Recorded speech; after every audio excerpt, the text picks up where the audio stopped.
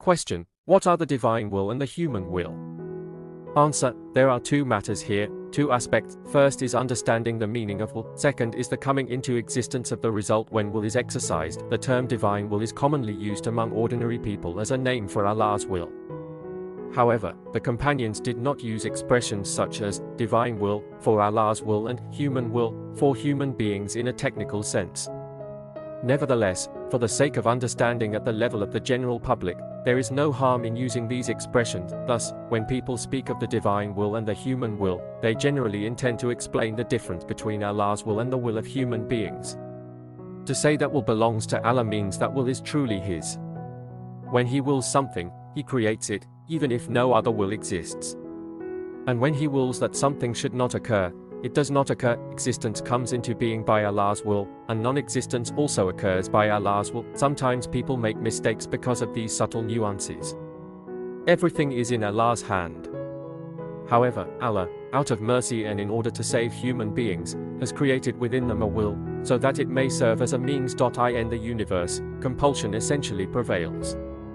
While creating the entire universe, Allah consulted no one, took no opinion from anyone, and is not obliged to give account to anyone. Allah creates whatever He wills, yet human beings will either progress through their will or decline through their will. Allah has granted this through His names Ar-Rahman and Ar-Rahim.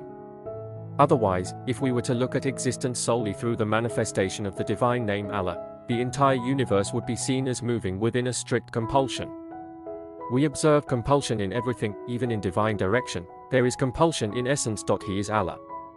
He is the owner of sovereignty, and He disposes of His dominion as He wills. But human beings have been made an exception in this matter. Allah has bestowed upon them a favor and granted them something extremely small and limited. When they use this limited human will for good, Allah creates the good. When they use it for evil, if He wills, Allah creates the evil. Regarding Allah's creating of good and evil, relying generally on His mercy and compassion, we say this: when a person intends good, Allah will create that good. But when a person intends evil, sometimes Allah, out of divine grace, does not create that evil. For example, someone whispers to a person, "Come, let us go out tonight," buy harmful drinks, and fall into immoral relations. If Allah does not will that this good person should fall, or if that person has some good deeds, Allah places an obstacle and does not allow him to reach that destination, and thus does not create the evil.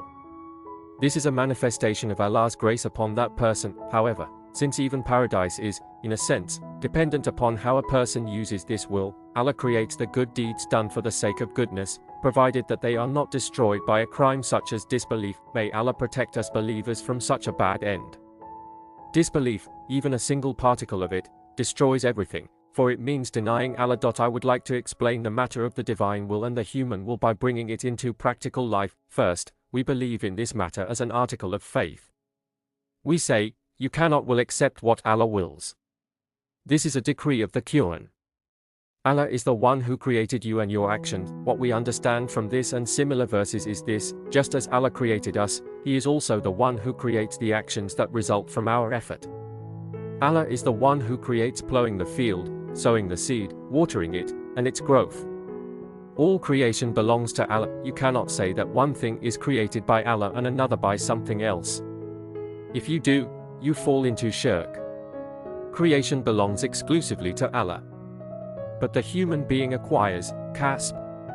The human being has a faculty of acquisition. A person holds a spoonful of water, goes to the edge of vast oceans, and pours that spoonful into the sea. Suddenly waves arise. There is no real relationship between cause and effect. It is inconceivable that a spoonful of water could move an ocean and generate waves. We observe this also in our personal lives. When we look at our actions, we see everywhere this lack of proportion between cause and result. We do not make a seed grow in the field by our will. It is all arranged, operating almost mechanically. Likewise, we do not perform the act of moving our arm and lifting it to our mouth, yet somehow, through our effort, we place a morsel into our mouth. But by whose power and ability? Who prepared that morsel, and in what environment was it prepared? When we reflect on all this, we see that even up to this point, our will scarcely enters into the matter. But once the food enters the mouth, our will is completely bound and stands aside. The salivary glands immediately begin secreting saliva.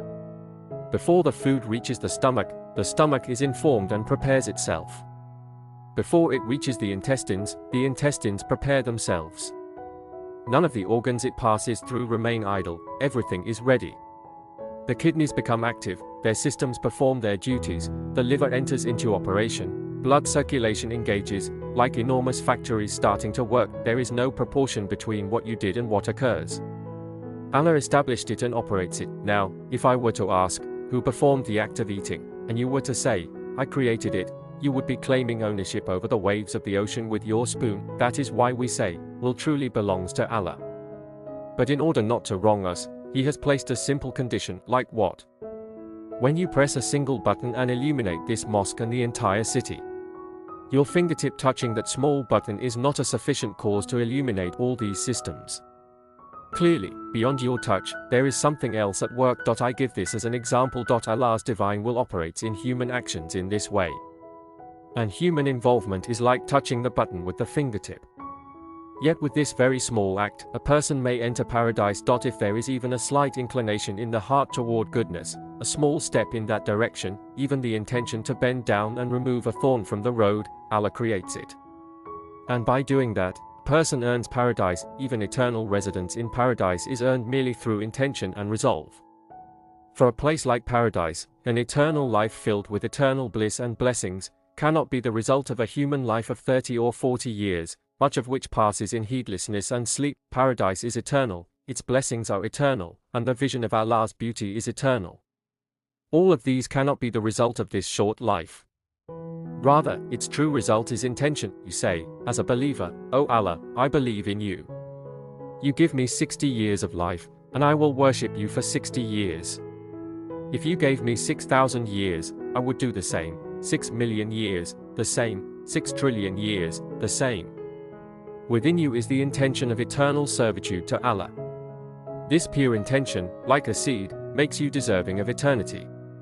Do you see how small the cause is, and how vast Allah's grace is? Thus, both the divine will and the human will are fundamental. Say divine will, but also say human acquisition. The human being acquires, Allah creates. Creation belongs to Allah alone. From the human being there is only a very small participation. This matter is also closely related to destiny.